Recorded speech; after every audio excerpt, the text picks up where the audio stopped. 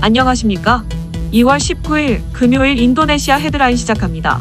첫 번째 소식입니다. 인도네시아 코로나19 확진자가 총 123만 3,959명으로 늘어났으며 이 중 사망 3만 3,596명, 완치 103만 9,674명으로 집계되어 2.7%의 치사율을 보이고 있습니다.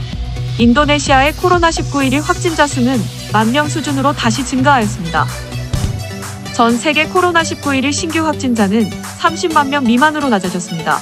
월드오미터 코로나19 확진자 현황에 따르면 전 세계적으로 하루 동안 28.9만 명의 코로나 신규 확진자와 6천여 명의 사망자가 발생하고 있습니다. 누적 사망자는 총 241만 명이며 확진자는 1억 900만 명에 육박합니다. 세부적으로 미국이 누적 2,800만 명의 확진자가 발생하여 1위를 기록하고 있으며 이어 인도와 브라질 순으로 많이 발생하였습니다. 인도네시아가 보건의료인 112만 명의 코로나19 백신 1차 접종을 완료하여 공무원 등 1,690만 명에 대한 2단계 접종을 시작합니다. 보건당국은 접종자 가운데 가려움, 붉어짐, 발열 등 가벼운 부작용을 보인 경우는 있지만 심각한 부작용은 보고되지 않았다며 이달 말까지 보건의료인 2차 접종을 완료할 것이라고 밝혔습니다. 인도네시아는 여러 종류의 코로나19 백신을 확보했으나 아직은 중국 시노백사의 백신만 사용 중입니다.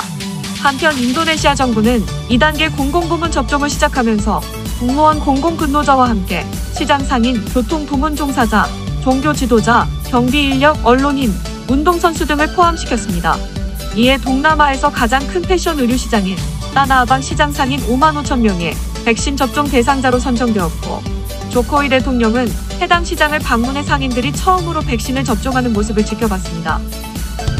조코이 대통령은 백신 의무 접종을 강화하기 위한 대통령령을 최근 내놓았습니다. 그동안 지자체별로 접종 거부 시 제재 여부를 결정하도록 했는데 이번 대통령령을 통해 전국적으로 행정처벌 근거를 마련한 것입니다.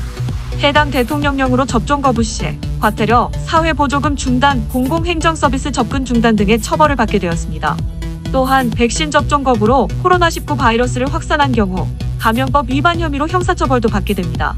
한국과 말레이시아 등 대다수 국가가 백신 접종을 권유하되 강요하지 않지만 인도네시아는 처음부터 집단 면역 달성을 위해 의무 접종 정책을 펼치고 있습니다. 코로나19로 인한 장기 경기 침체로 인해 온몸에 은색 칠을 하고 길에서 구걸하는 일명 실버맨이 늘어나고 있어 안타까움을 더하고 있습니다. 인도네시아 서부자바주에 사는 미혼모 프루얀티 씨가 아들 조카와 함께 온몸에 은색 칠을 한 채 로봇처럼 인사합니다. 이들은 스크린 프린팅 파우더와 식용유를 혼합해 만든 페인트를 몸 구석구석 바르고 매일같이 거리로 나서는데요. 도로에서 차가 지나갈 때마다 허리를 숙이면 하루 평균 6만 루피아, 우리 돈으로 약 4,700원 정도를 번다고 합니다. 먹고 살기 위해 이 일을 하고 있다는 프루얀티 씨는 일자리를 구하는 게 너무 어렵다면서 사람들이 자신을 모욕해도 아이 먹을 음식을 구하는 게 더 중요하다고 말했습니다. 다음 소식입니다. 인도네시아에서 가구당 월소득이 17만 원 이하인 빈곤층 인구가 2,755만 명으로 전체 인구의 10%가 넘는 것으로 집계되었습니다. 인도네시아 통계청에 따르면 작년 9월 기준 인구 대비 빈곤율이 10.19%로 2017년 이후 처음으로 10% 선을 넘었습니다.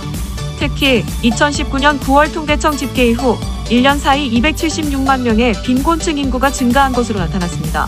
통계청장은 거의 모든 지역의 빈곤율이 증가했다며 농촌보다 도시에서 빈곤층이 훨씬 더 많이 늘었다고 발표하였습니다. 이어 빈곤층에 대한 정부의 사회적, 재정적 지원 덕분에 코로나19 사태로 인한 빈곤율 증가치가 예상만큼 가파르진 않았다고 덧붙였습니다. 앞서 세계은행은 코로나19 사태로 인도네시아의 빈곤율이 최고 11.6%까지 늘 것으로 예상한 바 있습니다. 참고로 인도네시아 통계청은 가구당 평균 인원을 4.83명으로 보고 가구당 월소득이 221만 루피아 미만인 가구를 빈곤층으로 정하고 있습니다. 다음 소식입니다. 우리나라 환경부는 인도네시아 공공주택사업부와 플로레스선 물관리 시스템 고도화 시범사업 착수보고회를 지난 2월 16일 열었습니다.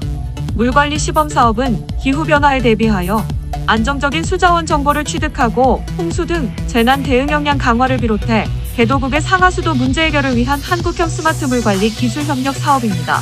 환경부는 산하기관인 한국수자원공사와 유엔과 함께 인도네시아, 캄보디아, 우즈베키스탄 등 신남방, 신북방 국가를 대상으로 상하수도, 수제해 등 총 200억 원 규모의 물 관련 사업을 추진하고 있습니다.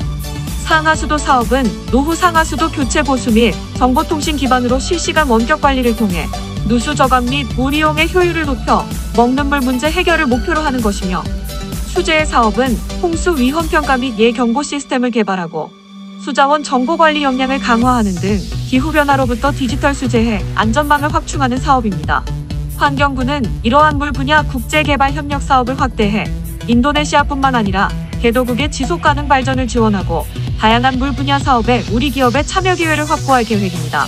환경부 수자원정책국장은 우리나라의 우수한 물관리 기술 경험을 기반으로 신남방 신북방 지역의 물 문제 해결에 기여하고 국내 물 기업의 해외 진출이 확대되는 계기가 될 것이라고 밝혔습니다. 다음 소식입니다. 이슬람 금융의 허브를 목표로 하는 인도네시아에서 세계의 은행이 합병해 세계 최대 이슬람 은행을 출범시켰습니다. 인도네시아 금융권에 따르면 BRI, 만디리, BNI 등 현지 세계 은행이 합병한 BSI가 출범했습니다. 금융감독청은 지난달 27일 이들 은행의 합병을 승인하였으며, 이로 인해 BSI는 국영은행으로 세계 최대 이슬람 은행이자 아시안 지역에서 7번째로 큰 은행이 되었습니다. 합병을 결정한 은행들은 각각 BRI 은행, 만디리 은행, BNI 은행 산하의 이슬람 금융 자회사들로 총 자산은 240조 루피아입니다. 이는 상업은행의 합병이 아닌 각 은행의 샤리아 은행들만 합병하는 것입니다. 조코위 대통령은 코로나19 대유행 위기 속에서 샤리아 은행들의 실적이 안정적으로 성장했고 기존 은행보다 성장률이 높다는 보고를 받게 되어 기쁘다고 말했습니다. 참고로 샤리아 은행은 이슬람 율법을 기준으로 한 금융권으로 사업의 성패와 관계없이 받게 되는 확정 수익을 금지하고 있습니다. 즉, 돈을 빌려주고 이자를 받는 것이 아니라 투자에 따른 책임을 공유하는 것이 이슬람 금융의 핵심입니다. 한편 금융감독청의 자료에 따르면 2020년 인도네시아 은행은 샤리아 은행이 기존 은행에 비해 3.2% 더 성장했으며 대출도 기존 은행에 비해 8.87% 증가하였습니다.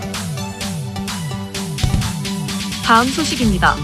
CJ제일제당은 생산 예정인 친환경 플라스틱 소재 PHA가 국제 친환경 인증인 TUV 생분해 인증을 받았다고 밝혔습니다. PHA는 이 생물이 식물유래 성분을 먹고 세포 안에 쌓아놓는 고분자 물질로 친환경 플라스틱을 만드는 데 쓰입니다. 해당 물질로 제작된 플라스틱은 유일하게 바닷물 속에서도 100% 생분해되며 CJ제일제당만 생산 기술을 보유하고 있습니다. CJ제일제당은 이번 인증을 기반으로 5년 안에 3조 원 이상으로 성장할 것으로 전망되는 글로벌 생분해 플라스틱 시장을 공략할 계획이며, 올해 말까지 인도네시아 파수루안 공장에 PHA 생산 라인을 완공하고 연간 5,000톤을 생산할 방침입니다. 또한 최근 네덜란드의 3D 프린터 소재 기업과 PHA 공급 계약을 맺었고 유럽 등의 글로벌 기업들로부터 5,000톤 이상을 선주문받았다고 전했습니다. CJ제일제당이 인도네시아 파수루안 공장 내 PHA 전용 생산 라인을 추가하면 높은 유연성과 가공의 편의성으로 인해 미래 경쟁력이 사실상 확보된 것으로 평가되고 있습니다. 다음 소식입니다.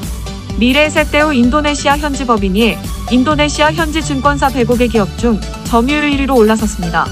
증권거래소에 의하면 2020년의 총 거래량은 4,463조 루피아로 지난해와 비슷한 수준으로 마감했지만 미래에셋은 지난해 대비 2배의 성장을 기록하여 총 거래금액 410조로 현지 시장 점유율 9.19%를 기록하였습니다. 미래에셋의 이 같은 빠른 성장은 기획과 실행력에 있는 것으로 평가되고 있습니다. 인도네시아 최초로 실전 투자 대회와 지수 맞히기 등의 이벤트 등을 개최하며 리테일 고객들의 투자를 이끌었고, 주식에 관련된 만화와 영상을 제작하여 정기적으로 배포하는 등 고객들이 주식시장에 쉽게 다가올 수 있도록 문턱을 낮췄습니다. 다음 소식입니다. 인도네시아 한 결혼업체의 광고에서 조혼 즉 아동결혼을 부추기는 문구로 작성되어 인도네시아 국민들의 공분을 일으켰습니다.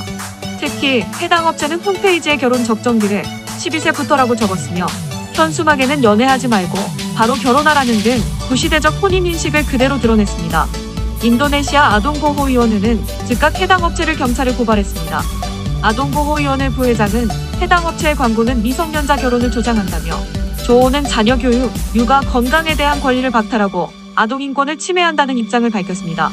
여성아동보호부 또한 결혼정보업체에 보내진 아동의 개인정보는 다른 범죄의 표적이 될 수 있다고 주의를 당부하였습니다.